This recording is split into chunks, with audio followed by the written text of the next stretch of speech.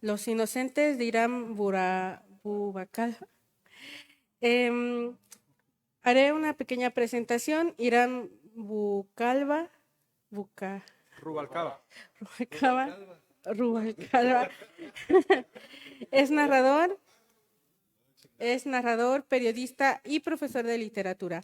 Ha ganado, entre otros, el Premio Nacional de Narrativa Mariano Azuela en 2016, el Premio Nacional de Cuento Joven Comala 2018 y el Premio Nacional de Cuento Agustín Llanes en 2021.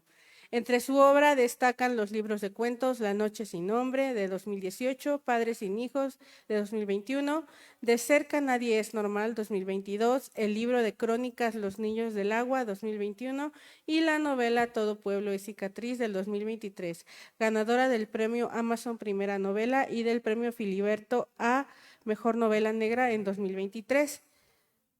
Lo acompaña también César Gándara, quien es narrador, dramaturgo y guionista. Estudió letras en Nuevo León y una maestría en literatura comparada en Barcelona. Le gustan las series de televisión, las conchas de chocolate y una buena taza de café. Es autor de Sombras del vacío, Rebelión de los fanáticos, Es el viento y alguien tiene que perder. Ha sido publicado en varias antologías, así como en diversas revistas literarias de México. Gracias. Sean bienvenidos. Gracias. Ya no quiso que siguieras porque de ahí para abajo son puras mentiras. No, es De que ahí para abajo es otra persona. ya iban a empezar a hablar de la primaria y ya iban a empezar a mencionar años y dije, no, ya. Buenas tardes, qué gusto estar aquí, qué gusto que nos acompañen. Irán, qué placer estar aquí contigo, compartiendo un ratito, hablando de este libro de cuentos, el cual debo confesar que disfruté muchísimo. Tengo la fortuna de haber leído varios libros de Irán y de ver cómo va configurando sus temas, sus preocupaciones, sus obsesiones y sobre todo cómo va configurando también una geografía que, aunque creo que ahí hay un gran reto, ¿no? Porque habemos algunos compañeros, colegas, algunos que están aquí, que nos hemos preocupado cada quien desde su rinconcito en este país por cantar las glorias y desventuras de nuestros pueblos. Irán considero que es alguien que también lo hace, pero él tiene un reto todavía mayor porque pues resulta que su pueblo ya lo había cantado un tal Juan José Arreola, ¿no? Entonces, me gusta mucho el trabajo que ha estado haciendo porque justo creo que revisitar este espacio geográfico que se vuelve ya un lugar dentro de la literatura universal, se revisita de una manera muy diferente, se nota el cambio, se nota la evolución y pues desafortunadamente también se nota pues toda la ola de violencia, toda la descomposición del tejido social que hemos vivido a lo largo de, no sé, serán 60, 70 años más o menos, ¿no? Entonces, pues bueno, nada, hablemos ¿cómo se llama tu libro? Sí, Los inocentes de Irán Rubalcaba. Los inocentes de Irán Rubalcaba, por cierto. Este libro está compuesto por 9 cuentos. Empieza con A Oscuras, donde hay un hombre que va con una prostituta muy joven y no está seguro si quiere estar con ella. Hay algo ahí que le está como, dice esta muchacha, como que algo no le cuadra, ¿no? Empieza a tener dudas, quiere irse. La chica también está tratando de convencerlo y a lo largo de la narración pues vamos descubriendo que estos dos personajes ya se conocían de tiempo atrás y hay ahí un giro, una revelación donde empieza a darle otro sentido a la historia. Creo que también algo que tienen los cuentos es justo este tratamiento donde nada es lo que parece, ¿no? Siempre vamos aparentemente hacia una dirección y termina siempre sorprendiéndonos con otras historias que están también ahí construidas y se están tejiendo de una manera subterránea, ¿no? El segundo cuento es Finales Felices, donde un joven llega a casa de su papá a despertarlo en medio de la madrugada y le dice, Jorge, tengo un problema, ¿no? El papá se levanta, se acercan, van hacia el carro del hijo y cuando llegan pues encuentran a una mujer que fue golpeada brutalmente y a partir de esto pues empieza a haber una relación entre padre e hijo, la situación, cómo van a enfrentarla. Es difícil, es difícil hablar de los cuentos, sobre todo de cuentos sin spoilear mucho, ¿verdad? Sin spoilear demasiado. Pero bueno, trataré de hacer mi mejor esfuerzo. Blanco como porcelana es la historia de un hombre que va a recuperar el cuerpo de su hija a la escuela de medicina y solo que hay un pequeño problema, pues que los huesos de este cuerpo están repartidos por toda la escuela y entonces tiene que andar recuperando las piezas de una hija que había desaparecido muchos años antes y no la habían encontrado hasta ese momento que llega a este lugar y empieza, pues mientras está haciendo esa reconstrucción, pues vamos viendo todo, ya no digo más. Todos se mueren. Al final, bueno, ya dijo él que el mayordomo es el asesino al final, entonces no hay bronca. El otro cuento es Los últimos hombres, donde unos policías llegan en descampado y encuentran a una pareja adentro del automóvil, ¿no? Entonces llegan, van sobre de ellos, ya saben, con las mejores intenciones de sobornarlos. Y en el transcurso, pues el muchacho que va de chofer sale y está pues con los pantalones, ahora sí que lo agarran con los pantalones abajo y está tratando de negociar con ellos hasta que se asoman y descubren a la otra persona que está ahí adentro, ¿no? Y entonces ahí hay también un giro, el cual es como muy sorprendente y empiezan a suceder un montón de cosas al respecto. El otro cuento es El truco del sombrero, donde un joven divorciado va a la fiesta de cumpleaños de su hijo, ¿no? Es un hombre que está divorciado y que no ha podido ver a su hijo, su mujer no lo deja, tienen una relación súper complicada, de una agresividad pasiva súper fuerte y todo esto se está dando mientras el hijo está tratando de celebrar de la manera más feliz, ilusionado de que por fin tiene a sus dos padres juntos en este lugar, ¿no?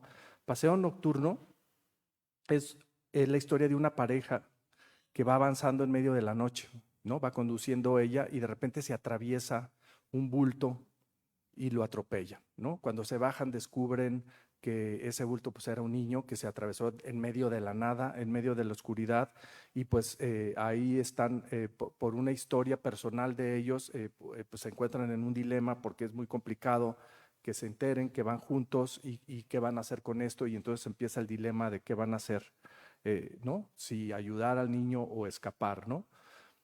Después de ahí tenemos otro que se llama Cuchillos Japoneses, donde una mujer llama a su mejor amiga para contarle que por fin se deshizo de su marido y le pide que la vaya a acompañar, ¿no? Entonces en este trayecto se encuentran ellas dos, empezamos a entender cómo era la dinámica de este matrimonio y bueno, una serie de eventos desafortunados que suceden ahí dentro de la casa, ¿no? Los últimos dos cuentos, que creo que si mal no me equivoco son los más largos, ¿no? Los más extensos. Los cachorros está chiquito, el otro es un poco más grande. Pues a lo mejor será que pasan tantas cosas que a mí se me hizo como que todo, ¿no? Se siente la sensación de que pasa es una noche, ¿no? Donde van caminando cuatro muchachos en medio también de este bosque, ¿no? Todos situados siempre en Tlayolan, ¿no? Que es este pueblo que se encuentra a 10 kilómetros de Ciudad Guzmán, lo que antes mencionara Juan José Arreola como Zapotlán el Grande, ¿no? Creo que ya son más de 4,000.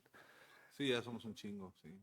Y estos cuatro muchachos van caminando en medio de la noche y de una manera además muy ingeniosa en cuanto a la estructura, van a la casa de este muchacho que se llama El Gorrión, enviados por su jefe, ¿no? Tienen que ir a la casa a mandar un recado y mientras van a mandar un recado a casa del Gorrión, van caminando y van bebiendo esta cerveza y van contando una serie de historias. Entonces es un cuento que cuenta la historia de unos personajes que cuentan unas historias, ¿no?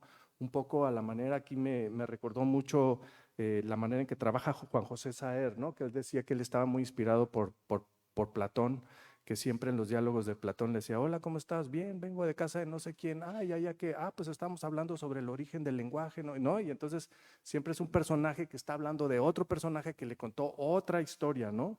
Entonces, a esta manera de una historia que se encuentra dentro de esta historia, vamos acompañando a este viaje, vamos conociendo la realidad de estos jóvenes, nos vamos enterando que son unos jóvenes sicarios y se van revelando cosas en el camino, ¿no?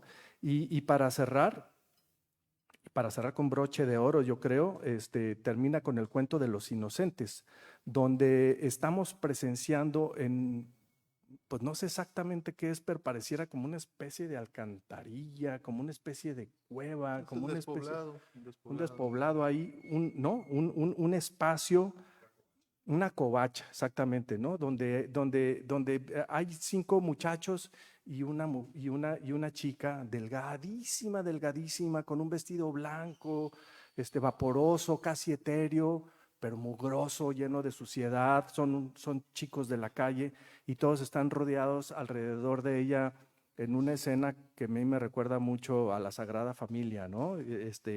Donde están esperando justo la llegada de un bebé, pero está tan desnutrida la chola, ¿no? Micaela, que no saben si va a sobrevivir, que no saben si va a poder tener el bebé, que no saben en qué va a terminar esto.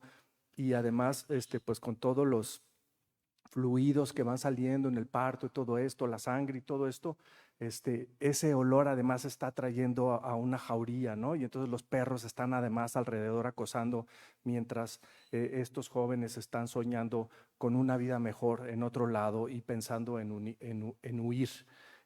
Pues la historia se va desarrollando a lo largo de eso y no sabemos si lo van a lograr o no. Esta compilación de cuentos, como decía, reúne no nada más en este libro, sino ya en varias de las obsesiones de Hiram, ¿no? Uno de ellos es la paternidad, ¿no? Creo que la paternidad ya ha estado presente por lo menos en 3, 4 libros, ¿no? En 4 libros que yo conozco. Las relaciones, el tejido social, cómo se va descomponiendo, el machismo, las relaciones de poder, la violencia brutal, las carencias.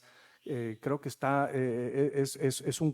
un cuadro donde vamos viendo todas estas situaciones, ¿no? También algo que me llama muchísimo la atención es casi que cada cuento es una exploración estructural, narrativa, de formas, donde va trabajando no solamente las historias, sus historias, que ya son historias y obsesiones que, como mencioné, ya las está trabajando desde hace mucho, sino que también explora mucho y trabaja mucho juega mucho con el lenguaje, ¿no? Hay un cuento que está contado en segunda persona, hay un cuento donde hay un narrador aparentemente que es neutral y está contando, sin embargo, de repente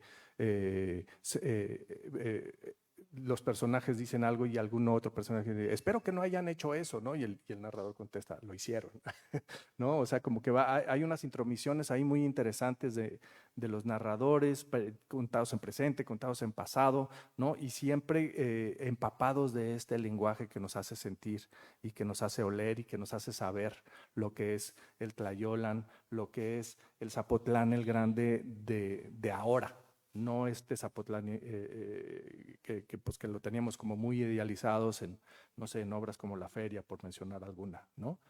Esta exploración de narradores, diálogos, muchos diálogos también, es algo ahí que veo que trabaja mucho, que le gusta trabajar mucho con diálogos y con sobre todo lo que podría decir en cuanto a esto, que son estructuras que tratan de alejarse de la linealidad, ¿no?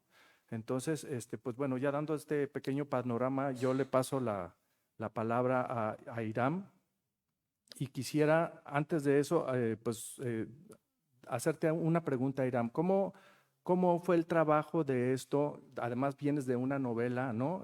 Mi querido Gerardo de la Torre siempre decía que trabajar una novela, bueno, creo que todos los que nos ha tocado estar sentados y metidos en ese problema de trabajar con una novela y trabajar con un libro de cuentos, perdón, pues es como un trabajo muy diferente, ¿no? Gerardo de la Torre mencionaba mucho que mientras la novela va persiguiendo destinos, el cuento va persiguiendo anécdotas.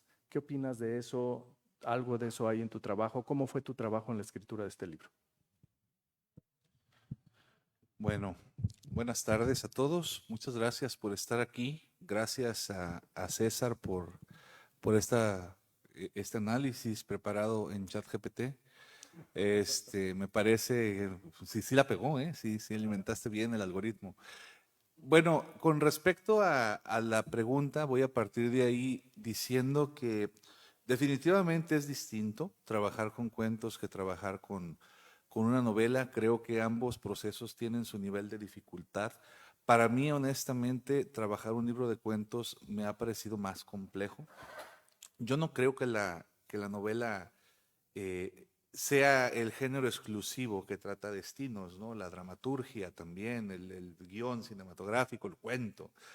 Creo que durante muchos años esta discusión en donde se habla de que el cuento privilegia la anécdota y la novela privilegia al personaje, nos ha llevado a creer que un cuento no se preocupa tanto por los personajes. Y yo creo que más bien el cuento tiene que hacer uso de momentos más específicos para definir la totalidad de un personaje, ¿no?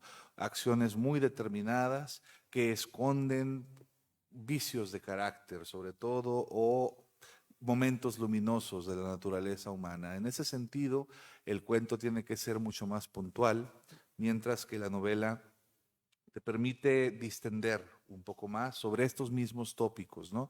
Pero a mí me parecen actividades narrativas, pues, francamente hermanadas, ¿no? Finalmente, la poesía en algunos momentos también. Esto con respecto al tema. En cuanto al trabajo del cuento, a diferencia del trabajo de la novela, yo creo que lo que tenemos que hacer los autores es ejercer una desconexión mucho más rápida, ¿no? O sea, tú estás en una novela y estás conectado a un universo narrativo durante mucho tiempo. Los personajes medio tienes más oportunidad de conocerlos, tienes más oportunidad de sufrir con ellos porque pues, vives más tiempo a su lado. Y en el cuento es, bueno, ya di el punto final, adiós a esta historia y la que sigue, cabrón, ¿no? Y esa es la que sigue, es empezar de cero todo el diseño, ¿no? El espacio, eh, las fijaciones, los vicios de carácter, los valores, etcétera. Yo creo que en parte por eso yo he decidido como escribir siempre desde este territorio, ¿no? Pensándolo ahora digo, bueno, sí, ha sido fácil para mí hablar desde este territorio porque finalmente Tlayolan es una ciudad que yo creo a partir del sur de Jalisco, ¿no? En su totalidad.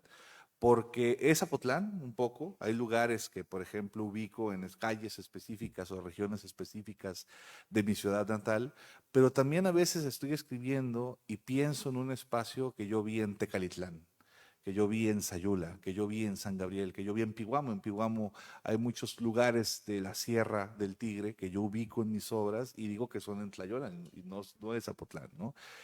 Y esto es porque yo considero que, bueno, como bien apunta César, hay una necesidad creciente de los escritores mexicanos de reconocer el propio territorio como un espacio de relevancia simbólica, ¿no? Tenemos aquí, por ejemplo, autores como Rulfo, por supuesto, pero también tenemos los autores, la generación de los autores del norte, ¿no? El norte literario mexicano está muy bien definido como un espacio desértico, un espacio fronterizo, un espacio violento, por supuesto. Tenemos autores también de las regiones del occidente, como son Michoacán, Colima, etcétera, en donde, bueno, ya no es desértico, definitivamente, pero tampoco es este sitio bucólico que Arriola de repente me parece que ha reflejado con gran maestría un lugar que ya no existe.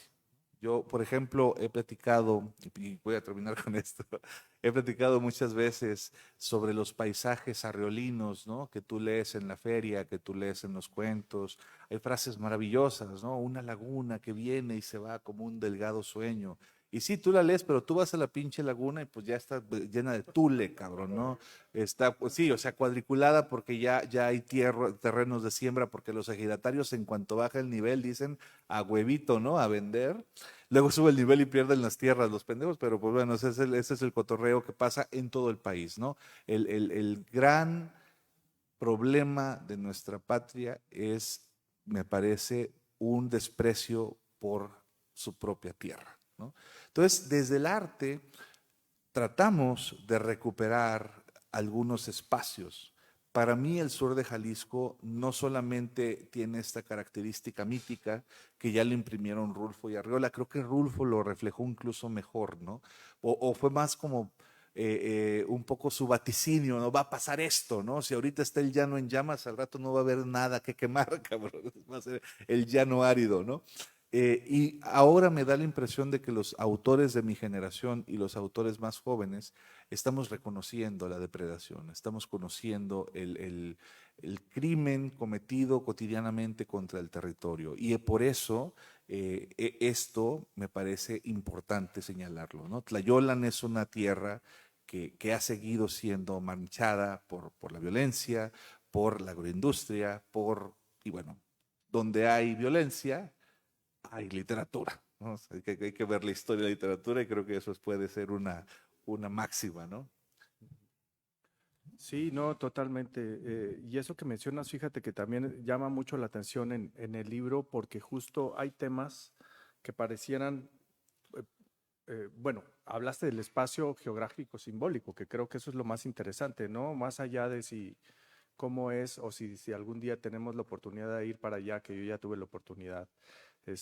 Más allá del espacio y de lo que es justo simbólicamente qué significa, ¿no? Y este espacio creo que significa muchas cosas y significa no solamente para la gente de la región, sino nos sentimos identificados de cualquier espacio geográfico donde nos encontramos porque pues hay lo que es reconocible, que es la condición humana, ¿no?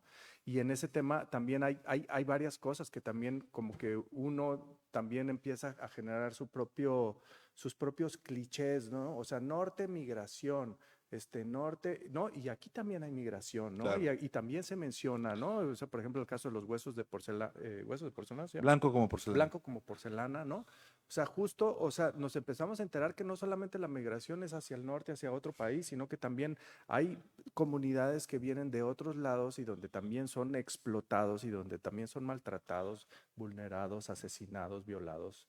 Sí, claro. Voy a interrumpirte un poco, ¿no? Porque quiero decir algo interesante. El día de ayer estaba escuchando yo a Violeta ¿cómo se llama? Santiago en un conversatorio que tuvieron en la Facultad de Humanidades y hay una frase que me gustó mucho, ¿no? Que decía que la vulnerabilidad nos atraviesa a todos de diferente forma. Esto me parece muy importante reconocerlo porque ahora que hablas de migrantes, fíjate que cuando nosotros pensamos en los centroamericanos, en este territorio, la imagen que se tiene es muy distinta a la imagen de los centroamericanos que llegan a Jalisco, porque llegan para allá. Sí, o sea, el camino al norte, una de las rutas que se siguen es a través de Mazatlán, y para pasar por Mazatlán hay que pasar por el sur de Jalisco y hay que pasar por el tren, es el camino del tren, ¿no? Entonces, el cuento de los inocentes, con el que cierra este volumen, nace, me preguntan a veces de dónde nació la idea, y bueno, sí, los niños de la calle, los olvidados de Buñuel, por supuesto, pero hay una escena que yo no puedo olvidar, cabrón. Yo viví en Guadalajara en una zona más o menos conflictiva, cerca de Las Juntitas. Las Juntitas es un barrio muy peligroso, no vayan solos, no vayan de noche, No vaya. no vayan. Si no viven ahí, no vayan. Y recuerdo que la primera vez que yo llegué, me dijo un taquero, porque los taqueros saben cosas, ¿no? Digo, no, era, güey, para allá, de las vías para allá no vayas, cabrón. ¿Qué tienes que hacer allá? No, pues nada, no vayas, güey, tú quédate por este lado. Y yo dije, a mí nadie me dice qué hacer, cabrón. Y fui, ¿no? Muchas veces. Pero en las vías no hay luz, ¿no? A partir de las 7 se vuelve una oscuridad total. Entonces un día yo venía pasando en mi carro, cagado, porque sí es un lugar peligroso, y me asomé hacia la oscuridad y vi a 3 niños chiquitos, 3, 5, 8 años, tomados de la mano, caminando por las vías, y cuando llegaron a la sombra fue como si la oscuridad se los comiera, cabrón. Ya seguramente si los sigo con una lámpara los veo, ¿no? Pero la escena simbólica fue lo que se quedó conmigo. Dije, ay, cabrón, ¿no? O sea, esta noche que los está devorando, pues es también la violencia, es también el desamparo, es también la marginalidad, la vulnerabilidad. Entonces yo me quedé con eso mucho tiempo y empecé a reflexionar y de ahí surgió el cuento de los inocentes. Digo, junto con otras ideas que tenía como pensadas antes. Pero a lo que me refiero es, yo no sé si eran migrantes, pero yo sé que en esas vías duermen muchos migrantes. Y son los migrantes que han sido lo suficientemente afortunados para sobrevivir a esta zona, ¿no? Porque esta zona es donde desaparecen. Esta zona es donde la policía, el crimen organizado, etcétera, los baja del tren y se los lleva. ¿Y cómo contabilizas eso? Pues es virtualmente imposible. Entonces, me parece muy importante mencionar este caso, ¿no? La migración, digamos, tanto del sur como del país hacia el norte, existe en todo el territorio. En mi caso, Jalisco es uno de los estados con un mayor número de migración hacia los Estados Unidos. Y nosotros no lo vivimos de la misma forma, por ejemplo, que mi compañero aquí presente, que vive cerca de la frontera, porque allá es de, pues me voy a ir al Paso, ¿no? O me voy a ir a Laredo, Nuevo Laredo, no sé, perdón, para cruzar, comprar y me regreso. Allá es de, güey, pues hay fiesta porque se va tu tío y no va a volver, ¿no? O sea, no va a volver porque o no llega o llega y ya no puede regresar. Entonces, ese tipo de imaginarios, haber visto crecer, por ejemplo, mi barrio, a los esposos de mis vecinas, señoras ya ahora grandes, casadas otra vez, porque ningún cabrón volvió, ver esto genera, por supuesto, una idea del norte como un lugar mítico, cabrón. Es como si es esa tierra a donde se va la gente que no vuelve. Y es un concepto por ahí. Ujú. Y ahorita mencionabas también el crimen organizado y todos estos grupos con el tráfico de personas. Y creo que eso también es un gran logro del libro, ¿no? O sea, siempre está presente, pero nunca se menciona como tal. O sea, ¿no? De hecho, muchas de las historias son más bien las repercusiones y las consecuencias en los pocos jirones de sociedad, de padres, de hermanos que están como buscando, tratando de entender lo que está sucediendo, Claro. ¿no? Pero creo que ese ente ominoso, simbólico, está presente a lo largo de todo el libro. ¿Cómo fue el trabajo en cuanto al lenguaje para adecuarlo a tus historias? Hay una elección de las cosas que uno quiere representar, siempre, ¿no?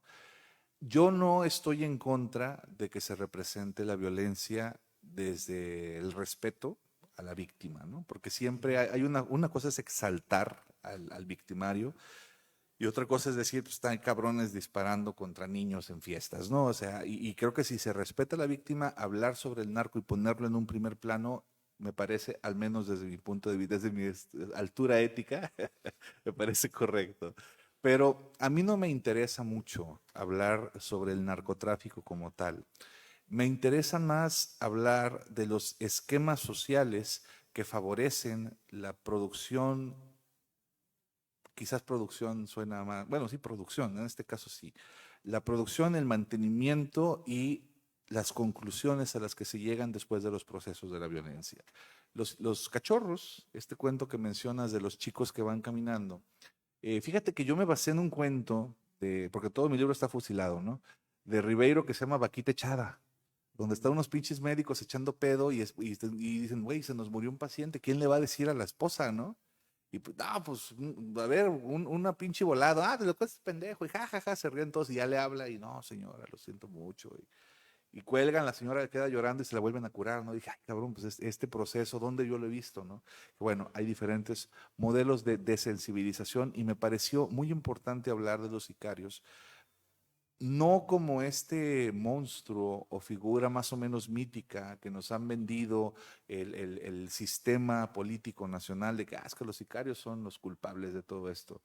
Güey, muchos tienen 13 años, ¿no? O sea, de verdad, ¿eh? O sea, muchos empiezan a los 11 como halcones, a los 13 ya están muertos y es como, ¿cómo puedes cargar la responsabilidad de la putrefacción social en unos pinches mocosos que no llegan a los 20 años, cabrón? Más bien dime por qué estos güeyes eligen en la mayoría de las ocasiones este tipo de vida. Tampoco es que sean unas víctimas inocentes y palomínicas, ¿no? Pero de verdad creo que hay un esquema mucho más importante que tiene que reflexionarse desde el punto de vista social. Hablábamos hace un día, acá el querido amigo Edgar, gran bigote, amigo Edgar, hablábamos sobre Teuchitlán, cabrón, ¿no? No sé cómo vivieron ustedes Teuchitlán, estando un poco lejos, ¿no? Es un lugar muy cercano a Zapotlán el Grande, estamos a 2 horas. Para mí Teuchitlán marcó un cambio gigantesco en mi manera de entender lo que estaba ocurriendo, no porque yo no imaginara que había campos de adiestramiento. En Jalisco se sabe de esa zona, se sabe de otras zonas en donde pues, se van un chingo de jóvenes y nunca regresan. ¿Qué pasa con ellos, cabrón? No se los traga la tierra, ¿no? O sea, se saben de estas cosas, pero el hecho de haber tenido un asomo a esta realidad, el hecho de ver la ingente cantidad de información tratando de negar lo que es evidente, güey. O sea, tantos dedos puestos al mismo tiempo para tratar de ocultar el sol, a mí me transformó en mi manera de ver este tipo de violencias y me enseñó sobre todo que sigue siendo muy importante representar no tanto la cima, la cumbre de este iceberg que es la violencia mexicana, porque la cumbre es el narco. Pero ¿qué hay debajo de esto? ¿Cuántos de nosotros formamos parte de este mismo iceberg? ¿Cómo lo sostenemos? Este tipo de preguntas son incómodas, este tipo de preguntas no nos las queremos hacer normalmente. Para mí también es difícil a veces levantarme y preguntar, híjole, a lo mejor al escribir sobre violencia estoy incitando también, ¿no? A la violencia es una pregunta que me parece válida. En mi caso he tratado de justificar que es mejor hablar de las cosas como se habla de los síntomas de una enfermedad, pero creo que es importante, pues, para concluir con este punto, seguir representando aquello que es problemático en nuestra nación, porque al menos el arte que a mí me gusta es un arte con un compromiso social. No digo que todo deba ser así, pero me parece que es importante que exista este tipo de producciones.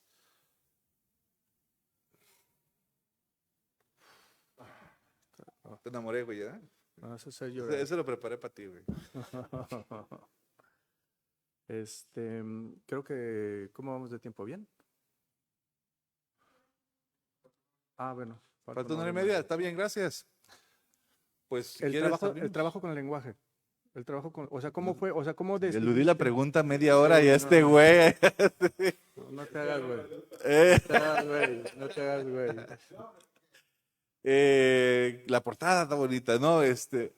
Bueno, Bueno, a a ver, mí me un preocupa paréntesis, mucho, la güey. portada está muy Está bonita, chingona, sí, la verdad la que verdad está que la muy portada bonita, está la verdad es que chingona. sí me gustó mucho, creo que hay un gran trabajo, no sé quién sea el diseñador de Era, pero creo que Sí, está haciendo unos libros preciosos, sobre todo sí. para... Voy a nombrarlo porque Germán Montalvo, la verdad es que se ha rifado con varias portadas, ¿no? Y a mí fue la única versión que me mandaron y dije, no, pues por supuesto, ¿no? Han vuelto los perros a la literatura del sur de Y creo Jalisco. que está alta la vara a competir contra Vicente Rojo, ¿no? O sea, Sí, también, o claro, sea, claro, ¿no? claro. Y la verdad es que están saliendo muy bien, muy buenos libros. Bueno, hablando sobre el tema del lenguaje, yo creo que uno de los dos grandes compromisos que se tiene como narrador, el primero es la anécdota y el segundo tiene que ver con el trabajo sobre la anécdota, ¿no? A mí me platicaba con Marcelo justo el otro día y él muy amablemente me dijo, no, cabrón, es que has elegido frases justas para abrir y cerrar tus cuentos, etcétera. La verdad es que yo sí le meto mucho coco, güey, cuando estoy escribiendo a precisamente elegir ritmos, elegir campos semánticos, elegir incluso símbolos recurrentes. La presencia ominosa que tú mencionas tiene que ver con ciertas palabras colocadas, ¿no? En lugares específicos para que el lector no pierda la sensación de que hay una amenaza latente. Porque finalmente creo que Tlayolan, Ciudad Guzmán no, Ciudad Guzmán es muy jovial, pero Tlayolan es un espacio así. Tlayolan es un espacio que reúne la oscuridad en muchos aspectos y yo trato de reflejarlo en el lenguaje. A mí me gusta mucho leer poesía, me gusta mucho leer a narradores como, bueno, tenemos aquí a Eduardo Antonio Parra, tenemos también a narradores como José Revueltas, ¿no?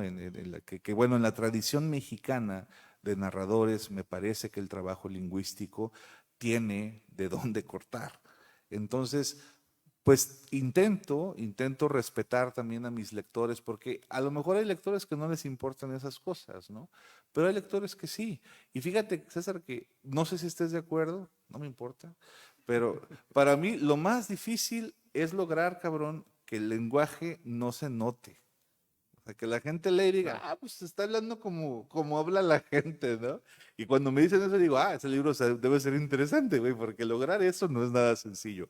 De Rulfo se dice, ¿no? Reflejó con maestría cómo hablan los campesinos del sur de Jalisco. Yo viví como en 7 ranchos del sur de Jalisco, la gente no habla así.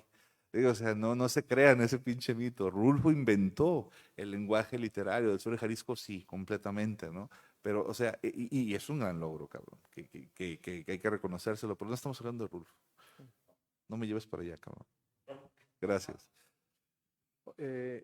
Unidad, Tlayolan tan pequeño también a la vez, ¿no? O sea, este centro minoso, oscuro y con pocos personajes también, que de repente se te saltan algunos personajes de un cuento para otro, ¿no? Claro. Pienso en el Cerote, por ejemplo, o sea, como que también Sí, quisiste construir esta... Hablando de spoilers, güey, el ajolote, Ajá, ese güey ya se murió en mi cuentística. ok. O sea, no en un libro que publiqué hace 10 años, pero ya salió a la muerte del ajolote, por ejemplo. Fíjate que yo estoy haciendo un esfuerzo sobrehumano, diría yo, de tratar de construir una obra literaria, ¿no? O sea, es decir, donde haya diferentes conexiones estéticas, pero sobre todo personajes, sobre todo lugares, sobre todo anécdotas, cabrón. Por ejemplo, estoy escribiendo una novela en donde el personaje principal es el Manoplas. Sí, este policía bueno, el cuento dice, pasa algo extraño, pues lo que resulta es que en el carro no hay una pareja de hombre-mujer, hay un muchacho, ¿no? Entonces los policías dicen, no mames, estos güeyes, y se los quieren madrear. Eso es lo que pasa en este cuento, ¿no? Ese personaje detestable, estoy escribiendo un arco de redención, cabrón, porque el Manoplas es personaje en mi primer libro de cuentos. Sale junto con otro güey que es el Alambre de Púas. Entonces son como los dos polis. Y el Manoplas, he seguido trabajando con él. Al otro güey luego lo tendré que retomar, ¿no? Y trato de dar como un ciclo de tal forma que los lectores que se acerquen a mi obra, cómprenla toda, los lectores que se acerquen a mi obra encuentren, ¿no? Esto es una especie. Hola. 10 minutos, perdón, dije, me está saludando, dije, a toda madre, ¿no? Bueno, que los lectores que se acerquen a la obra, decía, vean esto como una especie de pacto, ¿no? Un pacto de compas, ¿no? De ir, güey, a lo mejor este personaje te gustó, pues ahora le voy a dar en la madre, güey, ¿no? Para que no te anden gustando personajes de ficción, qué sé yo. Pero es un trabajo, ¿no? Fundamentalmente así. Pues abramos, ¿no? No Claro. sé si alguien quiera hacer alguna pregunta, ¿Alguien algún que no sea comentario. Carlos René Padilla? Gracias.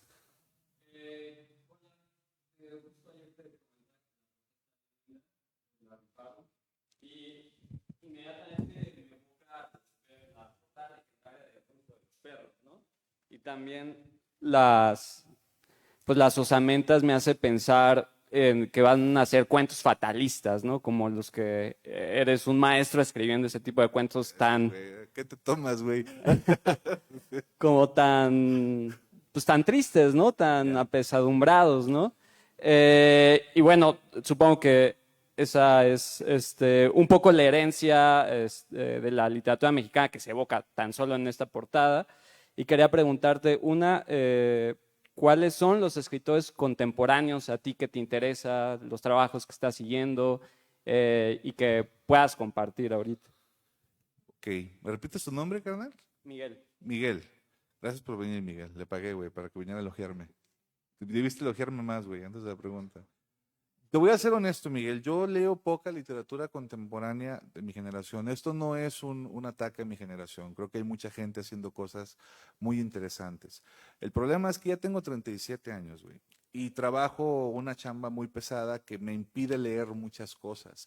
Entonces trato de que mis lecturas sean autores, pues, clásicos, ¿no? Principalmente porque siento que es un compromiso también con mi propia obra de alimentarlo con autores que todavía no leo. No he leído, por ejemplo, de los clásicos a Rabelais, cabrón, ¿no? Digo, mames, pues tengo que leer este güey. Y ya que cubra yo como con estos huecos, creo que estaré mucho más cerca de leer otros autores. Dicho esto, hay autores de mi generación que me llaman mucho la atención. Y normalmente yo te voy a ser completamente honesto, voy a hablarte de mis compas, güey, ¿no? Porque, pues, me están dando el micrófono, ¿no? Hay un cabrón que se llama Carlos René Padilla, que vive en el norte. No lo leas, güey. Así, si ves sus libros, güey, no sé, escupen ellos algo, pero no lo leas, güey. Está, por ejemplo, también, bueno, aquí presente está César Gándara, está el maestro Marco Tulio Aguilera, está Parra, por supuesto. De Parra lee todo lo que leas también. Eh, Jóvenes más o menos de los 80, está también Antonio Ramos Revillas. Por ahí hay un cuate acá atrás. Es de los 80, ¿no? De 1880 o algo así. Bueno, Antonio Ramos Revillas es un autor muy interesante, también ha tenido una nueva incursión en la novela, iba a decir para adultos, pero luego piensan que es porno, ¿no? Él escribe literatura infantil juvenil, ¿no? Pero ahora sacó una novela que se llama Playa Bagdad, que me parece una gran obra. Está Cástulo Aceves, que lo puedes encontrar en Nitropress. Está también Alfonso López Corral, que publicó un libro en la editorial de la Autónoma de Nuevo León, Alejandro Vázquez Ortiz, Gabriel Rodríguez Lisiaga. De las escritoras de mi generación, yo te puedo mencionar con muchísima confianza a Lola Ancira y te puedo a esta Laura Baeza, que son escritoras muy comprometidas con la ficción. Una ensayista extraordinaria es Laura Sofía Rivero. Qué chingón escribe Laura Sofía. Además, nació el 10 de enero como yo, así que esa morra todo lo que toca es oro, güey. ¿Quién más? Alejandro Bonduben es un escritor joven de Chapala que ahorita está viviendo en Puebla. Tiene un par de novelas muy fácilmente conseguibles. Vladimir Ramírez, un escritor joven también de Zapotlán. Jaime Jordán Chávez, un poeta que lo puedes encontrar en el periódico Círculo de Poesía y tiene un par de libros por ahí publicados. Bueno, como te dije, creo que hay una producción narrativa, literaria en el país bastante interesante en los jóvenes de los 80 para acá, 70 para acá. Me parece que editoriales como la Universidad Veracruzana, como la Universidad Autónoma de Nuevo León, yo confío mucho en estas editoriales que son más, ¿cómo decirlo? Que no son tan mainstream, ¿no? Porque no quiere decir que en Penguin no vas a encontrar algo muy chingón. El problema es que en Penguin de repente hay autores que no tienen un nivel de calidad, pues publicaron en Hernán Rubalcaba, güey, o sea, ¿quién hace esa mamada, no? Pero acércate a ERA, acércate a Universidad Autónoma de Nuevo León, acércate a la Veracruzana, acércate, dime Tlaloc, ay, bravo, ay, ya me cayó. Gracias, Miguel, por tu pregunta.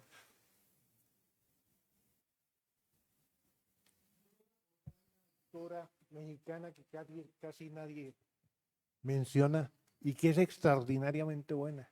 Se llama Beatriz Meyer.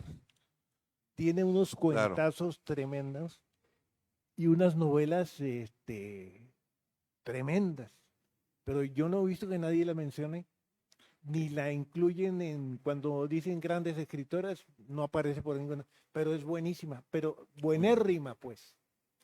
Muy bien, maestro, gracias. Beatriz Meyer, no la conozco, fíjese, la voy a buscar. Vale la pena como cuentista y como novelista. ¿En dónde publica, maestro? En Puebla, Puebla.